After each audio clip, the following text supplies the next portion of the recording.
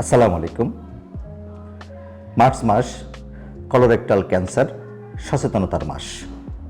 Colon এবং rectum বলতে আমরা কি বুঝি? পেটের নাড়ি এবং তার নিচের অংশ পায়ুপথকে আমরা বুঝে থাকি।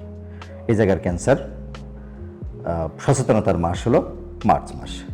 কেন এই ক্যান্সারের সচেতনতা জরুরি? দর্শক মণ্ডলী, আপনারা শুনে থাকবেন এই ক্যান্সার হলো অতিমাত্রায় দেখা দেয় সারা বিশ্বে। যেমন এটা 3rd নাম্বার পজিশনে এটা থাকে এবং এটাতে মৃত্যুর হার কিন্তু দ্বিতীয় বৃহৎ মৃত্যুর কারণ হলো এই কলোরেক্টাল ক্যান্সার।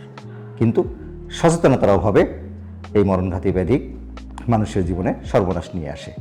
কিন্তু যদি সচেতন হওয়া যায় তাহলে কিন্তু এই রোগ প্রতিরোধ করা সম্ভব। দর্শক মণ্ডলী, কীভাবে প্রতিরোধ করবেন?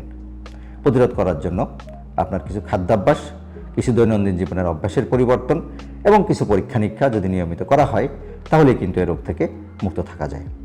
যেমন খাদ্যাভ্যাসের মধ্যে যদি আপনি রেড মিট কম খান, যেমন হাঁসের মাংস, খাসির মাংস, গরুর মাংস, এগুলো যদি কম খান, যদি আপনি অ্যালকোহল না খান, যদি আপনি ধূমপান পরিহার করেন, যদি আপনার ওজন যদি আপনি নিয়ন্ত্রণে রাখেন, যদি শাকসবজি ফলমূল যদি বেশি খান, আঁশ জাতীয় খাবার বেশি খান, তাহলে কিন্তু এ রোগ প্রতিরোধ করতে পারবেন।